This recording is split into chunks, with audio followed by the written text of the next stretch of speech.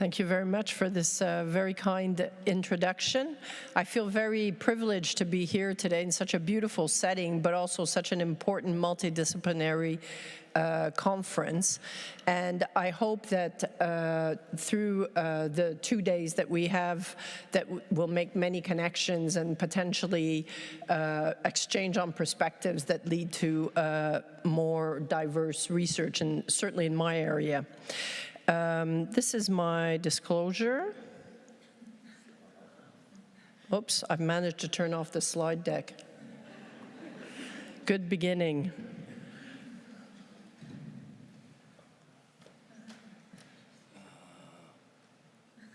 Oh. You probably pressed the... I pressed the white one? Which one do you want me to press? Yeah, this is interesting. Technical people? High-tech people.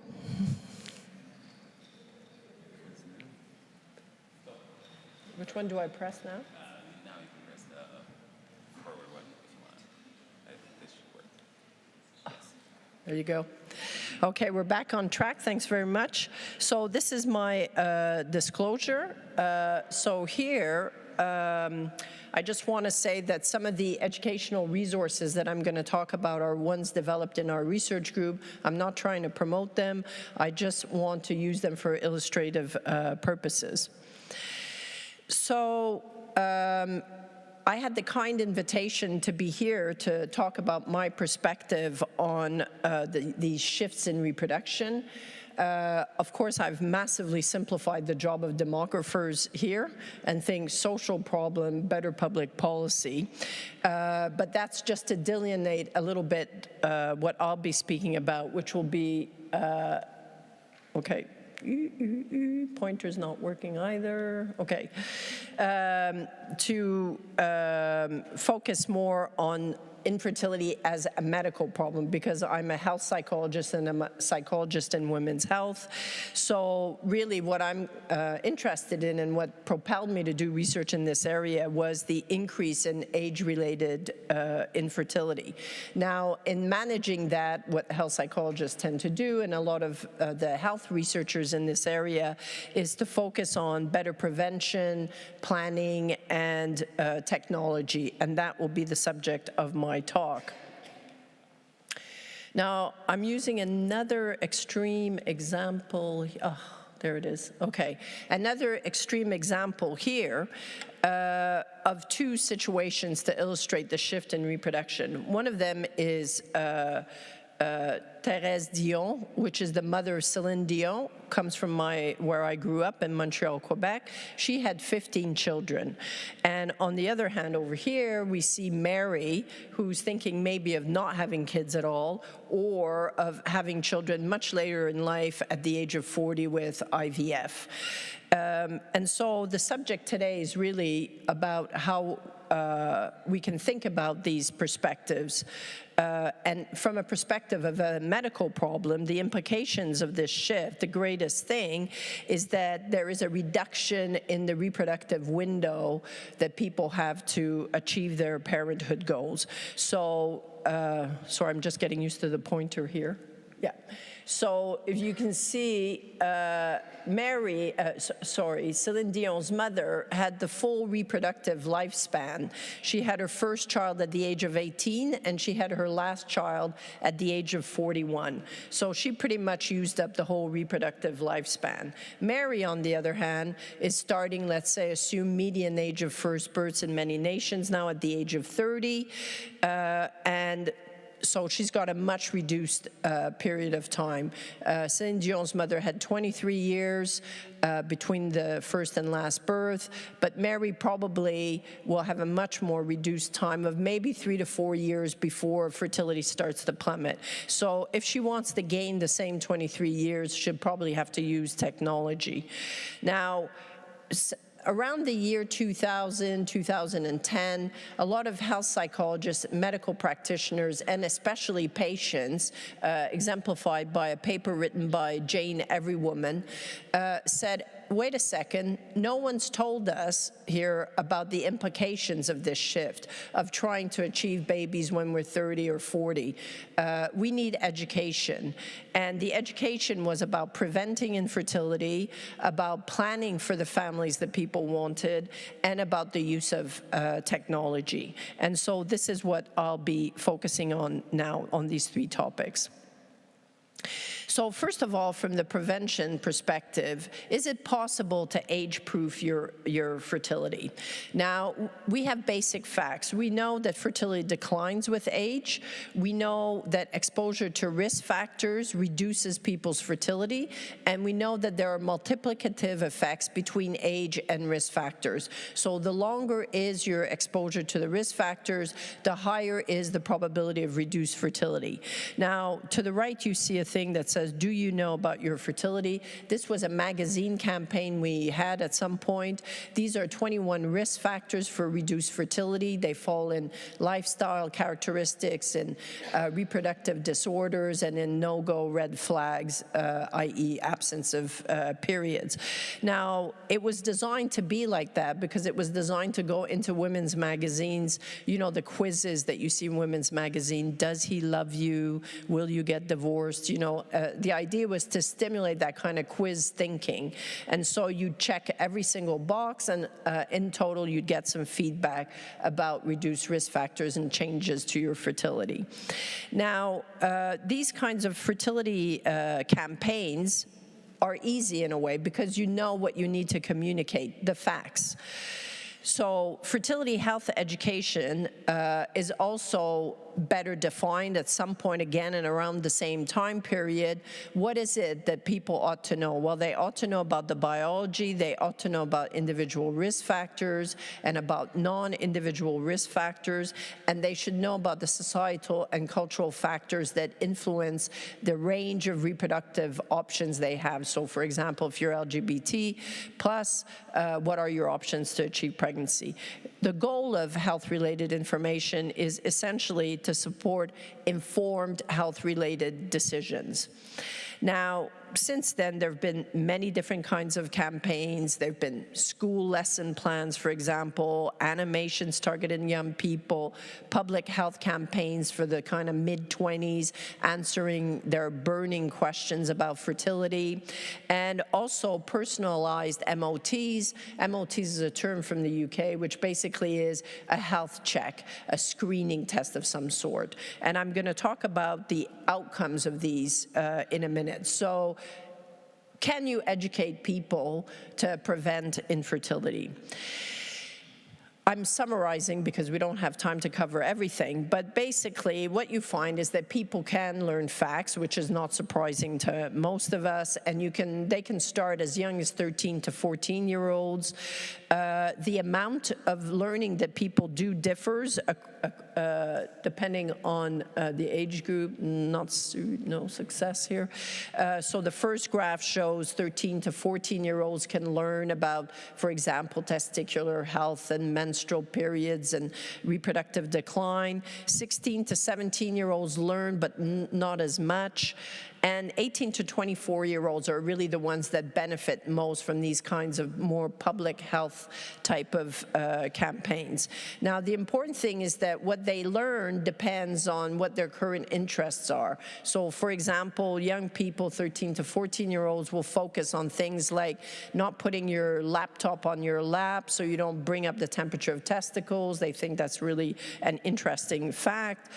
Or where do all the eggs go if you're born with all the millions of eggs that are possible, whereas the older age groups are more concerned about things like, at the age at which to start trying to conceive.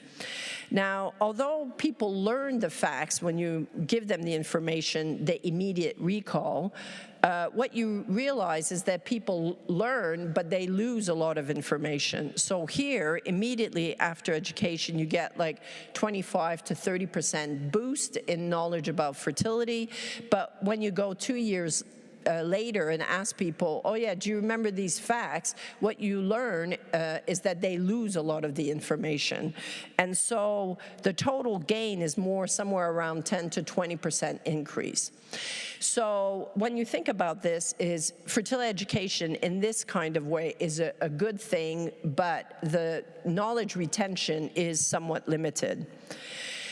The other thing that we've discovered is that if you tell people about fertility, declining age-related decline in fertility, you freak them out. It causes a lot of stress in people, especially for young women.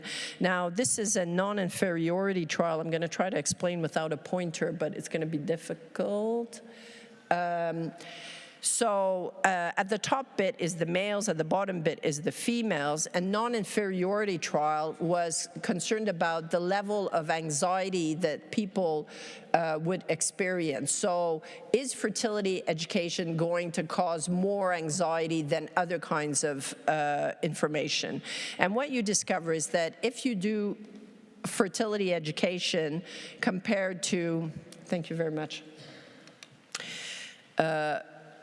fertility education compared to control group of just giving people information about preconception health, what you discover is that you cause anxiety. Fertility education, age-related decline in fertility, risk factors for infertility, et cetera, really causes a lot of anxiety in people. And it's even worse if you compare it to child care policy, so telling people about, for example, child care benefits or length of parental leave when you have a baby. So people learn the facts, but you can also stress people with that information. Now, psychologists think that sometimes a fear appeal, this is what we call this, can work, but it needs to be at the right time. So some health models think that perceived threat actually causes action. So if you stress people enough, they're going to go and take the action that you want them to take. Of course, if they're not in a position to take that action, that is problematic. And what happens then is if you overly stress them at a time when they can't take action, either people have a more, they have a constructive thing and they act, but actually in general it paralyzes people, or they take defensive actions to control what they perceive to be a danger. And we're going to get back to that later when we talk about egg freezing. And of course, the degree of advert and extremity of the advert also has an impact. So extreme messages will stress people out more, and they'll also, if you have more casual kind of telling women what to do type of messages, that will also create a similar effect. So all this suggests that if we educate for prevention, what we need to do is find the right time to do it when people can do something about their fertility. So this leads me to the concept of planning.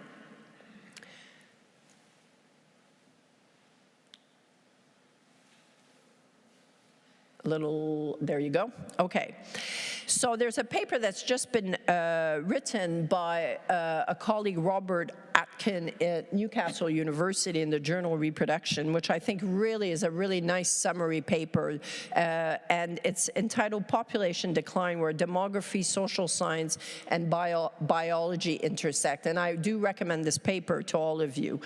But the end point here is, above all, we must appreciate the fragility of human fertility and do everything we can to educate and support young people in both making and achieving their reproductive choices.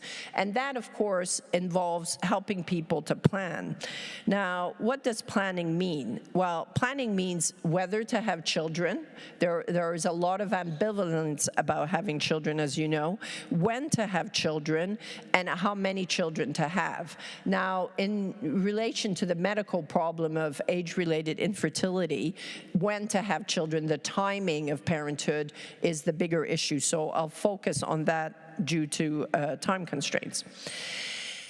Now, first of all, if you start too early, the message, the fertility education message about timing is just not heard.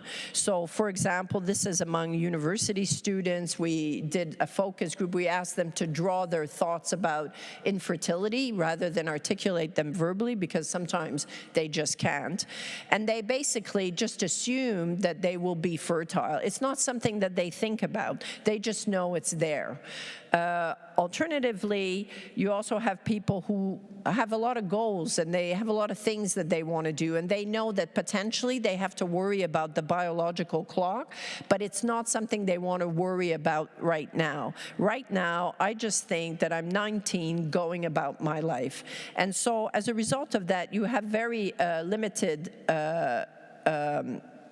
options here. Now, you could be slightly more aggressive with people, but if you are more aggressive with people, then you again increase anxiety. So let's say that you want young people to plan. So this is the Habama matrix. So in this matrix, you ask people 3 questions, which is, how many children do you want to have? What percentage of certainty that you want to have that number of children, and would you be willing to do medical treatment? And when you do that, for somebody who wants to have 3 children, 90% sure they want 3 children, and they don't want to do medical treatment, they would have to start reproducing at the age of 23. That's according to the modeling of fertility, various different rates. If you present that to young people, you know, in the ages of 24, 25, immediately it causes anxiety, and then the other thing it causes is a shifting of preferences. So then they start looking around for the most plausible thing, and they start going, well, maybe I don't want 3, maybe I would be willing to do IVF, and this is their preferred age, and therefore now suddenly they want to have 2 children at 35 and with medical treatment. So you can shift people's views of their fertility plans just by educating them.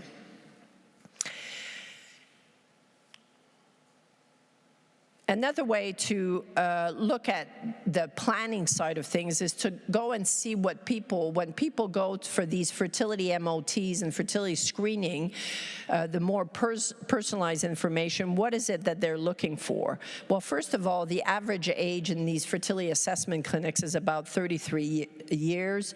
There's 3 times more women that attend these than men. Most of them attend for reasons of postponing fertility, 70%, or because they have concerns about fertility.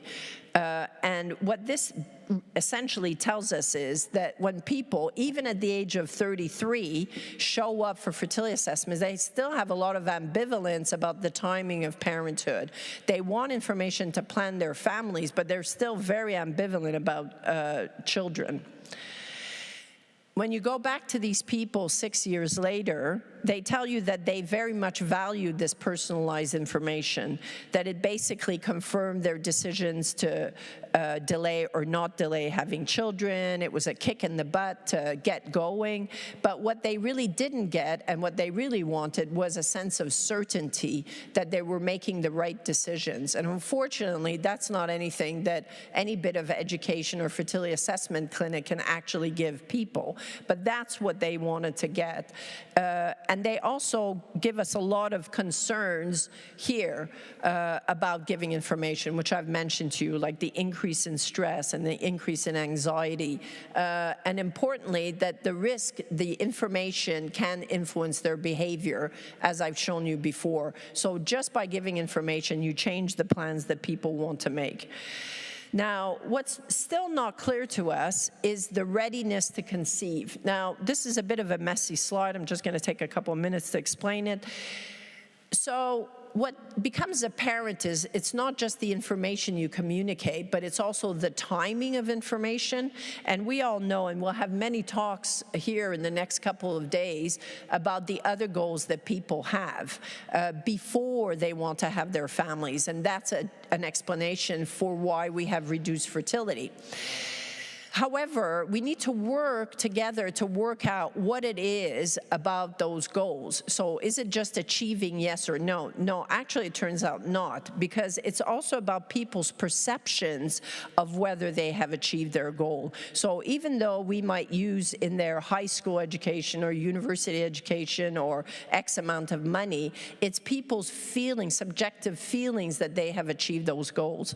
So in this study, in 3 waves, we asked people what goals they wanted to achieve before they would have children, starting a median age of the first wave was about 28 years old. And then we asked them, what percentage of your X goal have you achieved? And this is a percentage of achievement. And what you can see is here at the beginning, young people don't have many of these goals or not achieved, 0% to 100%. And as you go further along in ages, more and more of these goals, people perceive they have actually achieved these goals. And somewhere around the 70% mark, you start seeing that people are having children. So we need to find a way to construct a readiness to conceive indicator, because if we had such an indicator, then we could really target our fertility information, we could really target the planning attempts, because people would be receptive to that information. And I say that also because when we do target at the right time, the right populations, you can make a difference.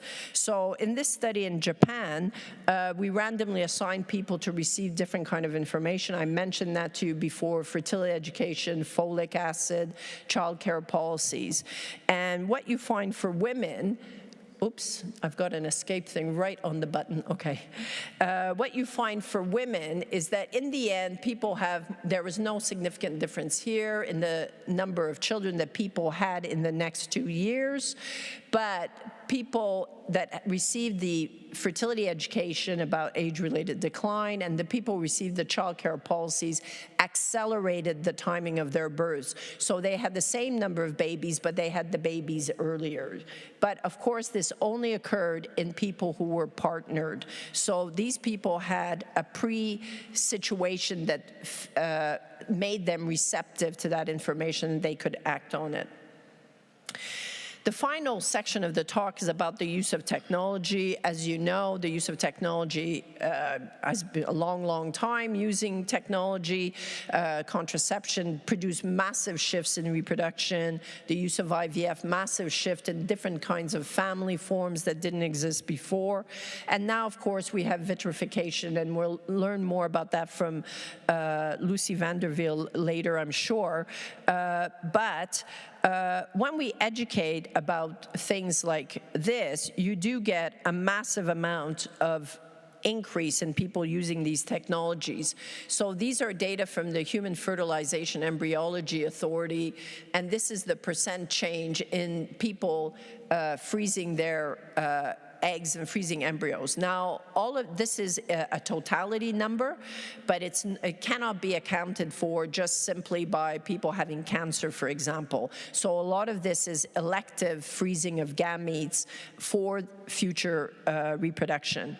Now, I would say that a lot of this has been in response to huge social pressures and commercial pressures to have and freeze your eggs, and that's been directly mainly at women. So freeze your eggs for your career, freeze your eggs for your future family, freeze your eggs so you can be emancipated and do all sorts of wonderful things. Now, I call it defensive. Yep, I call it defensive because the majority of people that freeze their eggs are people who don't yet have a partner, or who have a partner and they're not sure, they want to postpone fertility longer. But in reality, most people don't stay single forever, even the well-educated people.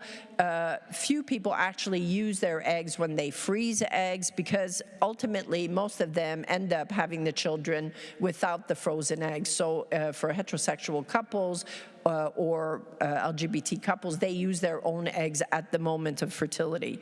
And although we talk a lot about the postponement of fertility and delay in fertility, what you see is that in 2020, this is average age of mother at childbirth, England and Wales, 29 for the first child, 31 for the second, 32 for the third, and 33 for the fourth.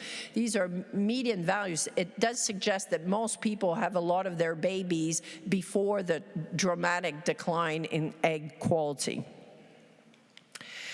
So really, there's a lot here about fertility education that is about disease mongering, which is basically when you widen diagnostic boundaries of a disease to expand the market. And pharmaceutical companies and doctors and even some patient support groups engage in that. And this was the reason for the title of my talk, because I realized when I was trying to educate 12-year-olds about fertility, I thought, I am a puppet here. I am being manipulated by pharmaceutical companies into selling IVF to 12-year-olds. What am I doing? And so we need to be conscious that behind a lot of these educational campaigns is a multi-million-pound industry. Now, we also, in some of these, the vulnerabilities story is that the industries are taking advantage of people who have a desperate wish to have children. Here, I want to challenge that because I think it's also that people are vulnerable to these commercial determinants of health because they have an ambivalent child wish and because they're not in a position of decision making or unwilling to make a final decision. And I say this because when you look at things like, for example, the British cohort study of completed fertility, some of the principal reasons for why people have no children at the age of 42 is because they didn't want them or they were partnered with people who didn't want them. So that means that there's a lot of ambivalence still in the having of children. And it's very difficult to overcome that ambivalence without having some sort of deliberation tools to help people decide whether, when, and how many children to have. Oops, that flashback there. Okay, so I'm almost out of time, but I want to say something else, which is basically we need the deliberation tools. We need to help people make decisions, but that's going to be something, yeah, that's here. We have these deliberation tools about having children for all kinds of diseases like cancer, multiple sclerosis, epilepsy, but we don't have them for the regular public. It's like the regular public apparently does not have decisional needs when it comes to having children, and I hope I've shown you that indeed they do. Will education be the solution? I think it will be part of the solution, but we need to do it better. And to do it better, we need to all work together to kind of work out, especially the timing of fertility, to avoid age-related fertility. Now, whenever I think what's going to happen in the future, I read science fiction books. Now, if we don't get it right with education, then we put ourselves at risk for other methods of controlling reproduction, like state-controlled reproduction. You've seen Putin and now Elon Musk in the US. Artificial gametes, which means that basically reproduction will happen without us, if you will, inclusive with artificial wombs and the purchasing of gametes. So in conclusion, very quick run through what we've been doing in the last 20 years, but hopefully what you can see is that fertility education can be part of the solution around dealing with delayed and postponed reproduction. But fertility education is not ideally delivered right now. It's delivered when people aren't ready to conceive, when they can't act on the information. So we need to help them with decision tools, but we need to develop these, I think, with a psychodemography, because you have to have a deep understanding of the other life goals and how they interact with the readiness to conceive. And when we give this information, we have to manage the anxiety, support the implementation of people's decision, and avoid opportunistic commercial determinants. Thank you.